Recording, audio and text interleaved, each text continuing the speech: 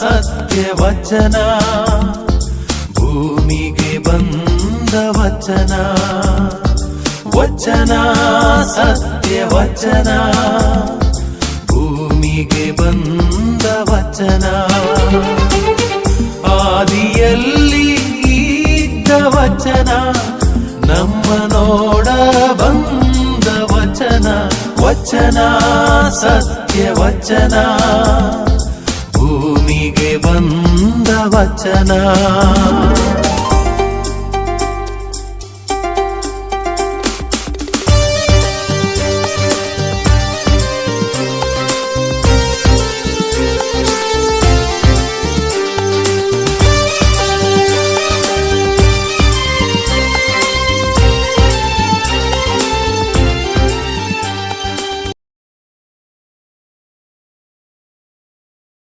ಪ್ರಿಯರೇ, ವಚನಾಮೃತ ಕಾರ್ಯಕ್ರಮಕ್ಕೆ ನಿಮ್ಮೆಲ್ಲರನ್ನು ಸ್ವಾಗತಿಸುತ್ತೇನೆ. ಪ್ರೇಷಿತರ ಕಾರ್ಯಕಲಾಪಗಳು ಪುಸ್ತಕದಿಂದ ವಾಚನ. ಅವಿದ್ಯಾವಂತರು ಹಾಗೂ ಜನಸಾಮಾನ್ಯರು ಆಗಿದ್ದರೂ ಇವರು ಇಷ್ಟು ಧೈರ್ಯಶಾಲಿಗಳು ಆಗಿರುವುದನ್ನು ಕಂಡು ಸಭೆಯ ಸದಸ್ಯರು ಚಕಿತರಾದರು. ಯೇಸುವಿನ ಸಂಗಡಿಗರೆಂದು ಇವರು ಗುರುತು ಹಚ್ಚಿದರು. ಗುಣ ಹೊಂದಿದ ಆ ಮನುಷ್ಯನು ಪೇತ್ರ ಮತ್ತು ಯೋವಾನರ ಜೊತೆ ನಿಂತಿರುವುದನ್ನು ಕಂಡು ನಿರುತ್ತರಾದರು. ಸಭಾಕೂಟದಿಂದ ಪ್ರೇಷಿತರನ್ನು ಹೊರಗೆ ಕಳುಹಿಸಿ ತಮ್ಮೊಳಗೆ ಚರ್ಚಿಸಲಾರಂಭಿಸಿದರು. ಇವರನ್ನು ಏನು ಮಾಡೋಣ? ಇವರು ಮಾಡಿರುವ ಅಪರೂಪ ಅದ್ಭುತ ಜೆರೂಸಲೇಮಿನ ಸರ್ವರಿಗೂ ತಿಳಿದು ಹೋಗಿವೆ, ಅದನ್ನು ಅಲ್ಲಗಳೆಯುವಂತಿಲ್ಲ.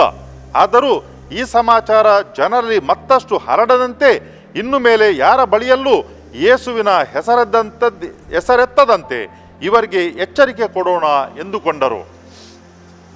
ಕ್ರಿಸ್ತರ ಶುಭ ಸಂದೇಶವಿದು. ಕ್ರಿಸ್ತರೇ ನಿಮಗೆ ಸ್ತುತಿಯಾಗಲಿ. ಪ್ರಿಯ ಸಹೋದರ ಸಹೋದರಿಯರೇ, ಯೇಸು ಸ್ವಾಮಿಯ ಪ್ರವಚನ, ಬೋಧನೆ ಮತ್ತು ಅವರು ಮಾಡುತ್ತಿರುವಂಥ ಮಹತ್ ಕಾರ್ಯಗಳನ್ನು ಕಂಡು ಜನರು ಗುಂಪು ಗುಂಪಾಗಿ ಯೇಸು ಸ್ವಾಮಿಯ ಹಿಂದಕ್ಕೆ ಹೋಗುತ್ತಿದ್ದರು. ಒಳಿತು ಮಾಡುವಾಗ ಜನರು ತನ್ನಿಂತಾನೇ ಆಕರ್ಷಣೆಗೊಳ್ಳುತ್ತಾರೆ. ಇದನ್ನು ನೋಡಲಿಕ್ಕೆ ಈ ಫರಿಸಾಯ ವರ್ಗದವರಿಗೆ ಆಗಲಿಲ್ಲ. ಯಾಕಂತ ಹೇಳಿದರೆ ಅವರು ಬೋಧಕರು, ಧಾರ್ಮಿಕ ಮುಖಂಡರು, ಮತ್ತೆ ನಿಯಮಗಳನ್ನು ತಿಳಿದವರು, ದೇವರ ವಾಕ್ಯವನ್ನು ಬಲ್ಲವರು. ಈಗೇನು ಮಾಡುವುದು? ಯೇಸು ಸ್ವಾಮಿಯನ್ನು ನಿಲ್ಲಿಸಬೇಕು. ಅದಕ್ಕಾಗಿ ಅವರು ಬೇಕಾದಷ್ಟು ಈ ಸುಳ್ಳಿನ ಕಂತೆಗಳನ್ನು ಹೆಣೆದರು, ಜನರಿಂದ ಹೇಳಿಸಿದರು. ಕೆಲವೊಂದು ಬಾರಿ ಹೀಗೆ ಆಗ್ತದೆ ಪ್ರಿಯರೇ, ತುಂಬ ಬೇಸರದ ಸಂಗತಿ. ಯಾರೋ ಒಬ್ಬರು ಏನೋ ಒಳ್ಳೆಯದು ಕೆಲಸ ಮಾಡ್ತಾರೆ, ಅವರ ಒಳ್ಳೆಯ ಕೆಲಸ ಕೆಲವರಿಗೆ ತೊಡಕಾಗ್ತದೆ. ಯಾಕಂತ ಹೇಳಿದರೆ ಅವರಿಗೆ ದೋಚಲಿಕ್ಕೆ ಆಗುವುದಿಲ್ಲ.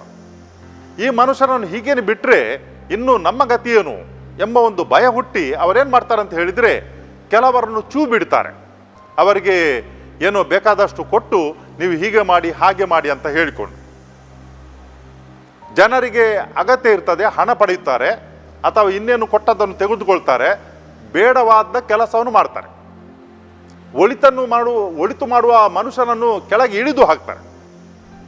ಆಡಳಿತದಲ್ಲಿ ನಾವು ನೋಡ್ತೇವೆ, ಪ್ರಾಮಾಣಿಕ ಮನುಷ್ಯರು, ನಿಸ್ವಾರ್ಥ ಸೇವೆ ಮಾಡುವವರು. ಕೆಲವು ಬಾರಿ ಅದನ್ನು ನೋಡುವಾಗ ತುಂಬ ಬೇಸರ ಆಗ್ತದೆ. ಯಾಕಂತ ಹೇಳಿದರೆ ಇವರು ಹೇಗೆ ಸೋಲಿಕ್ಕೆ ಸಾಧ್ಯ? ಅದರ ಹಿಂದೆ ದೊಡ್ಡ ಪಿತೂರು ಇರ್ತದೆ. ನೇರವಾಗಿ ಆ ಒಳಿತನ್ನು ಮಾಡುವುದನ್ನು ಅವರಿಗೆ ತಡೆಯಲಿಕ್ಕೆ ಆಗುವುದಿಲ್ಲ. ಅದಕ್ಕಾಗಿ ಹಿಂಬಾಗಿಲಿಂದ ಬಂದು ಇತರರ ಮುಖಾಂತರ ಇಂಥ ಒಳ್ಳೆಯ ಮನುಷ್ಯರನ್ನು ತಡೆಯುವಂಥದ್ದು, ಕೆಳಗೆ ಇಳಿದು ಹಾಕುವಂಥ ಕೆಲಸ ನಮ್ಮ ಸುತ್ತಮುತ್ತ ನಡೆಯುತ್ತದೆ. ನಾವು ಅದನ್ನು ನೋಡುತ್ತೇವೆ. ಯೇಸು ಸ್ವಾಮಿಯನ್ನು ಹೇಗೆ ತಡೆಯುವುದು? ಬೇಡವಾದನ್ನೆಲ್ಲ ಹೇಳಿಕೊಟ್ಟರು ಜನರಿಗೆ. ಮತ್ತು ಆ ಜನರು ಕೂಡ ಹಾಗೇನೆ ಒಳಿತನ್ನು ಪಡೆದಿದ್ದರು, ನೋಡಿದ್ದರು. ಆದರೂ ಕೂಡ ಹೋಗಿ ಈ ಪಿಲಾತನ ಮುಂದೆ, ಹೆರೋದನ ಮುಂದೆ ಹೋಗಿ ಎಲ್ಲ ಹೇಳಿದರು ಬೇಡಾದ್ದನ್ನೆಲ್ಲ. ಪಿಲಾತನಿಗೆ ಮನಸ್ಸಿಲ್ಲ, ಆದರೂ ಕೂಡ ಆತನು ಹೆದರಿಕೆಯಿಂದ ತನ್ನ ಏನು ಅಧಿಕಾರ ಹೊರಟು ಹೋಗುವುದು ಎಂಬ ಭಯದಿಂದ ಆತನು ಯೇಸು ಸ್ವಾಮಿಗೆ ಮರಣದಂಡ ನೀಡಿದನು. ಅಷ್ಟಕ್ಕೆ ಮುಗಿಲಿಲ್ಲ ಪ್ರಿಯರೇ, ಯೇಸು ಸ್ವಾಮಿಯನ್ನು ಸಮಾಧಿ ಮಾಡಿದರು. ಸತ್ತ ಮೇಲೆ ಈಗ ಇನ್ನೊಂದು ಭಯ, ಅದೇನಂತ ಹೇಳಿದರೆ, ಅವರು ಜೀವಂತವಾಗಿರುವಾಗ ಹೇಳಿದ ಒಂದು ಮಾತು ನೆನಪುಂಟು. ನೀವು ಈ ದೇವಾಲಯವನ್ನು ಕೆಡವಿ ಹಾಕಿರಿ ಮತ್ತು ನಾನು ಅದನ್ನು 3 ದಿನದಲ್ಲಿ ಪುನಃ ಎಬ್ಬಿಸುವೆನು ಅಂತ ಹೇಳಿಕೊಂಡು ಅವರು ಅರ್ಥ ಮಾಡಿಕೊಂಡರು. ಯೇಸು ಸ್ವಾಮಿ ಹೇಳಿದ್ದು ತನ್ನ ದೇಹದ ಬಗ್ಗೆ ಅಂತ ಹೇಳಿಕೊಂಡು ಹಲವಾರು ಮಂದಿಗೆ, ವಿಶ್ವಾಸಿಗಳಿಗೆ ಅದು ಅರ್ಥ ಆಗಲಿಲ್ಲ. ಆದರೆ ಈ ಮನುಷ್ಯರಿಗೆ ಅರ್ಥ ಆಯಿತು. ಯಾಕಂತ ಹೇಳಿದರಿಗೆ ಅವರಿಗೆ ಈ ದೇವರ ವಾಕ್ಯ ತಿಳಿದಿತ್ತು. ದೇವರ ವಾಕ್ಯವು ಅದರಲ್ಲಿ ಬರೆದಿತ್ತು. ದೇವರ ಕುಮಾರ ಸತ್ತ 3ನೇ ದಿನ ಪುನರುತ್ಥಾನ ಆಗ್ತಾನಂತ ಹೇಳಿಕೊಂಡು ಈ ಜನರಿಗೆ ಒಳ್ಳೆದಾಗಿ ಅದು ತಿಳಿದಿತ್ತು. ಅದಕ್ಕಾಗಿ ಅವರೇನು ಮಾಡಿದರು? ಎಂಥ ಒಂದು ದುರದೃಷ್ಟ! ತಿಳಿದಂಥ ಜನ ಅವರೇನು ಮಾಡ್ತಾರೆ ಅಂತ ಹೇಳಿದ್ರೆ, ಆ ಒಂದು ತಿಳುವಳಿಕೆಯನ್ನು ಕೆಟ್ಟದಾಗಿ, ತಪ್ಪಾಗಿ ಉಪಯೋಗಿಸಿಕೊಂಡರು. ಮತ್ತೆ ಹೇಳಿದರು ಪಿಲಾತನಿಗೆ, ನೋಡಪ್ಪ, ಆತನನ್ನು ಈಗ ಸಮಾಧಿ ಮಾಡಲಾಗಿದೆ, ಇನ್ನೇನಾದರೂ ಆತನ ಶಿಷ್ಯರು ಬಂದು ಆತನ ಶರೀರವನ್ನು ತೆಗೆದುಕೊಂಡು ಹೋದರೆ ಇನ್ನೂ ಕೂಡ ದೊಡ್ಡ ದುರಂತ ಆಗ್ತದೆ. ಏನು ಮಾಡ್ಬೇಕಂತ ಹೇಳಿದರೆ ಸೈನಿಕರನ್ನು ಇಡಬೇಕಂತ ಹೇಳಿಕೊಂಡು,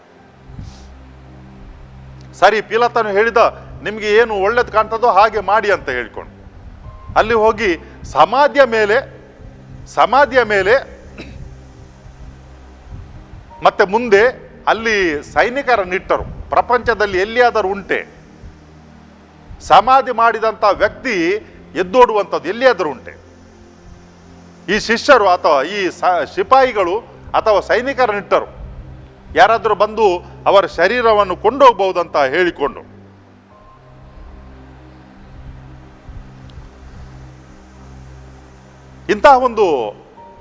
ಇಂತಹ ಒಂದು ಭಯ ಈ ಜನರಲ್ಲಿತ್ತು.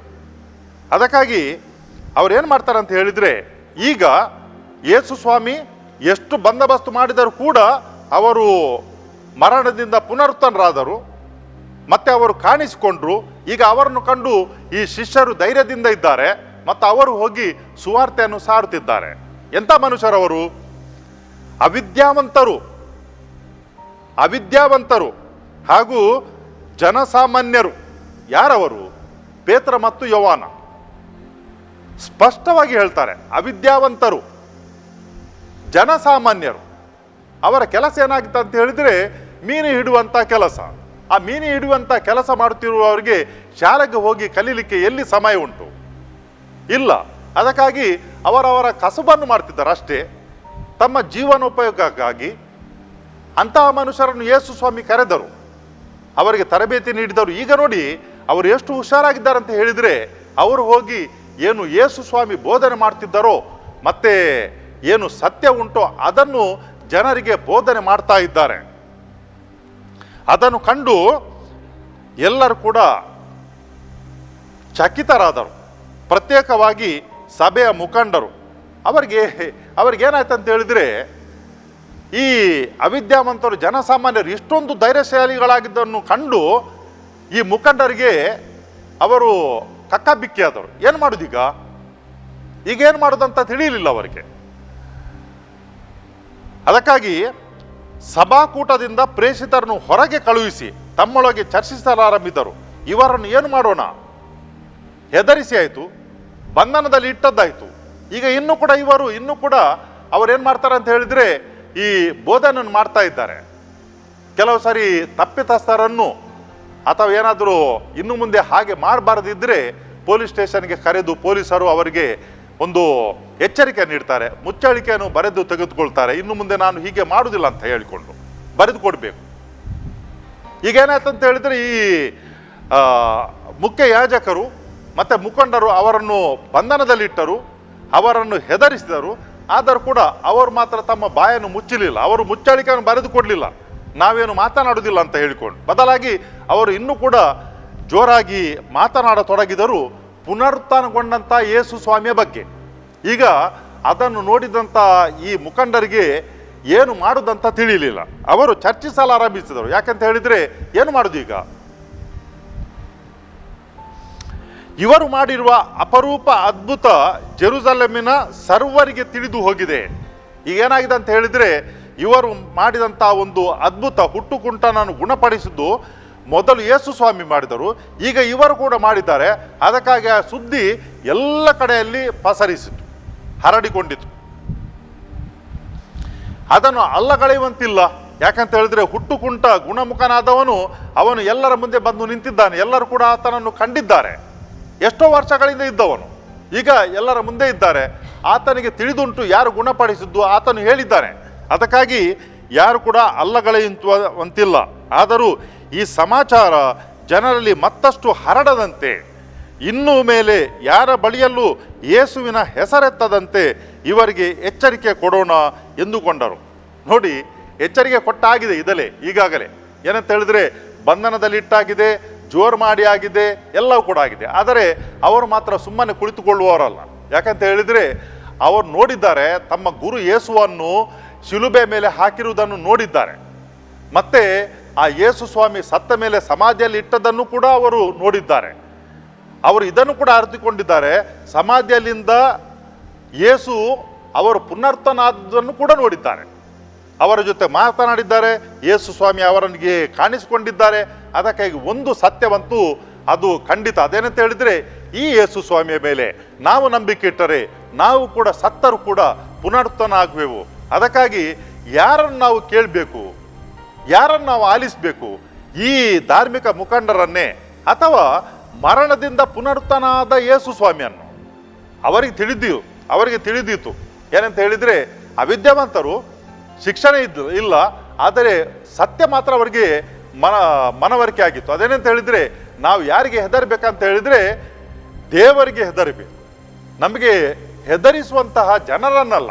ಯಾಕಂತ ಹೇಳಿದರೆ, ಇವರ ಅಧಿಕಾರ ಕೆಲವು ವರ್ಷಗಳಿಗೆ ಮಾತ್ರ ಸೀಮಿತ, ನಂತರ ಇವರು ಇರುವುದಿಲ್ಲ. ಯಾರು ಶಾಶ್ವತವಾಗಿರ್ತಾರಂತ ಹೇಳಿದರೆ ದೇವರು. ಅವರಿಗೆ ಮರಣದಿಂದ ಮನುಷ್ಯರನ್ನು ಕೂಡ ಜೀವಂತವಾಗಿ ಎಬ್ಬಿಸುವಂಥ ಶಕ್ತಿ ಅವರಿಗೆ ಉಂಟು. ಅದಕ್ಕಾಗಿ ಅವರೊಬ್ಬರಿಗೆ ಮಾತ್ರ ನಾವು ಅಂಜಿಕೊಂಡರೆ ಸಾಕು, ಹೆದರಿದರೆ ಸಾಕು. ನಮ್ಮ ಸುತ್ತಮುತ್ತಲು ನಮ್ಮನ್ನು ಬಾಯಿ ಮುಚ್ಚಿಸುವಂಥ ಹಲವಾರು ಶಕ್ತಿಗಳಿರ್ತವೆ, ಕೆಟ್ಟದಾಗಿ ಮಾತನಾಡುವಂಥ ಜನರಿರ್ತಾರೆ. ಆಗ ನಾವೇನು ಮಾಡಬೇಕು ಪ್ರಿಯರೇ? ಕಾಲನ್ನು ಕೆಳಕೆಳೆಯುವಂಥ ಜನರು ಕೂಡ ಇರ್ತಾರೆ. ಒಬ್ಬರು ಬಂದು ಹೇಳಿದ, ನನಗೆ ಈ ಕೆಲಸ ಬೇಡ ತುಂಬನೇ, ಯಾಕೆ ಅಂತ ಹೇಳಿಕೊಂಡು ನಾನು ಕೇಳಿದೆ, ಏನಾಯಿತು? ಅಲ್ಲ, ಸುಮ್ಮನೆ ಯಾವಾಗಲೂ ಕೂಡ ಕಿರಿಕಿರಿ ಮಾಡ್ತಾ ಇರ್ತಾರೆ. ನನಗೇನು ಕೂಡ ಈ ಕೆಲಸದಿಂದ ಏನು ಕೂಡ ಸಂಭಾವನೆ ಸಿಗುವುದಿಲ್ಲ, ನಾನು ಸೇವೆಯನ್ನು ಮಾತ್ರ ಕೊಡುವುದು. ಅದಕ್ಕಾಗಿ ಈ ಮನುಷ್ಯ ಯಾವಾಗಲೂ ಕಿರುಕುಳ ಕೊಡ್ತಾ ಇರ್ತಾರೆ. ನನಗೆ ಬೇಡ ಇದು, ಯಾರಿಗೆ ಬೇಕೋ ಅವರು ಮಾಡಲಿ ಅಂತ ಹೇಳಿಕೊಂಡು. ಇಂಥ ವ್ಯಕ್ತಿಗಳು ಎಲ್ಲಿ ಕೂಡ ಇರ್ತಾರೆ. ತುಂಬ ಮಂದಿ ಅಲ್ಲ ಇವರು ಕೆಲವರು ಇರ್ತಾರೆ. ಅವರಿಗೆ ಹೊಟ್ಟೆ ಕಿಚ್ಚು ಎಷ್ಟು ಇರ್ತದೆ ಅಂತ ಹೇಳಿದರೆ, ಯಾರಾದರೂ ಏನು ಒಳ್ಳೆ ಕೆಲಸ ಮಾಡಿದರೆ ಅದರಲ್ಲಿ ಕೂಡ ಎಲ್ಲಿಯಾದರೂ ಒಂದು ಸ್ವಲ್ಪ ಕೆಟ್ಟದ ನೋಡಬೇಕು. ಎಷ್ಟು ಕ್ಲೀನಾಗಿದ್ದರೂ ಕೂಡ ಅದರಲ್ಲಿ ಕಲ್ಲು ಹೆಕ್ಕಿ ನೋಡ್ಲಿಕ್ಕೆ ಹೋಗ್ತಾರೆ ಅವರು. ನಾವೇನು ಮಾಡಬೇಕಂತವರಿಗೆ? ನಾವು ಅದರ ಆ ಒಂದು ಪ್ರತಿಕ್ರಿಯೆಯನ್ನು ದೇವರಿಗೆ ಬಿಡಬೇಕು ಪ್ರಿಯ. ಒಳಿತು ಕೆಲಸ ಮಾಡುವಾಗ ಯಾರಾದರೂ ಅಡ್ಡಕಾಲು ಕೊಡ್ತಾರಾದರೆ, ಯಾರಾದರೂ ಕೂಡ ಕೆಣಕ್ತಾರಾದರೆ, ಯಾರಾದರೂ ಕೂಡ ಕೆಟ್ಟದ್ದು ಮಾತನಾಡ್ತಾರಾದರೆ, ಟೀಕೆ ಮಾಡ್ತಾರಾದರೆ, ಸರಿಯಪ್ಪ, ನಾನು ನನ್ನ ಕೆಲಸ ಮಾಡ್ತೇನೆ ನನ್ನ ಅಂತಃಕರಣದ ಪ್ರಕಾರ, ಆದರೆ ನೀನೇನು ಮಾಡುತ್ತೀಯೋ ಅದಕ್ಕೆ ದೇವರ ಉತ್ತರ ನೀಡಲಿ ಅಂತ ಹೇಳಿಕೊಂಡು ನಾವು ಸುಮ್ಮನಾಗೋದು ಒಳ್ಳೆಯದು. ಯಾಕಂತ ಹೇಳಿದ್ರೆ, ಇಂಥ ಮನುಷ್ಯನ ಹತ್ರ ನಾವು ಅವರ ಹತ್ರ ತರ್ಕ ಕೇಳಿದರೆ ನಾವು ಅನಗತ್ಯವಾಗಿ ಜಗಳ ತೆಗಿಬೇಕಾಗ್ತದೆ. ನಮ್ಮ ಒಳಿತು ಆಗ ಹೊರಟು ಹೋಗ್ತದೆ. ಆ ಕೆಟ್ಟ ಮನುಷ್ಯರು ಏನು ಮಾಡ್ತಾರೋ ಅವರ ಕೆಡುಕೆ ಅವರನ್ನು ನಾಶಕ್ಕೆ ಕೊಂಡು ಹೋಗ್ತದೆ. ಅಷ್ಟು ತಿಳಿದುಕೊಂಡು ನಾವು ಸುಮ್ಮನೆ ಇರಬೇಕು, ನಮ್ಮ ಒಳ್ಳೆಯ ಕೆಲಸವನ್ನು ಮಾಡ್ತಲೇ ಹೋಗಬೇಕು. ಯೇಸು ಸ್ವಾಮಿಗಿಂತ ನಾವು ಮಿಗಿಲಲ್ಲ. ಅದಕ್ಕಾಗಿ ಯೇಸು ಸ್ವಾಮಿ ತಮ್ಮ ಕೆಲಸವನ್ನು ಮಾಡ್ತಾ ಹೋದರು. ಒಳಿತು ಮಾಡುವಂಥ ಕೆಲಸ, ಕೆಟ್ಟ ಕೆಲಸ ಮಾಡುವವರು ಮಾಡಿದರು. ಅವರಿಗೆ ಬೇರೇನು ಕೂಡ ತಿಳಿದಿರಲಿಲ್ಲ. ಅದಕ್ಕಾಗಿ ನಾವು ಇತರರು ಏನು ಮಾಡ್ತಾರೆ ಎಂಬುದನ್ನು ನೋಡಿಕೊಂಡು ಕುಗ್ಗುವುದರ ಬದಲಿಗೆ ನಾವೇನು ಮಾಡಬೇಕಂತ ಹೇಳಿದರೆ, ನಮ್ಮ ಒಳ್ಳೆಯ ಕೆಲಸವನ್ನು ಮಾಡ್ತಾ ಹೋಗಬೇಕು. ದೇವರ ಆಶೀರ್ವಾದ ನಮ್ಮ ಮೇಲೆ ಇರ್ತದೆ. ಕರ್ತರಾದ ದೇವರೇ, ಇವತ್ತಿನ ಈ ದಿವಸವನ್ನು ನೀವು ನಮಗೆ ನೀಡಿದ್ದಕ್ಕಾಗಿ ನಿಮ್ಮನ್ನು ಹರಸುತ್ತೇವೆ. ನಿಮ್ಮ ಪುತ್ರರು ಈ ಭೂಲೋಕಕ್ಕೆ ಬಂದಾಗ ನಮಗೆ ಒಂದು ಒಳ್ಳೆಯ ದಾರಿಯನ್ನು ತೋರಿಸಿದ್ದಾರೆ.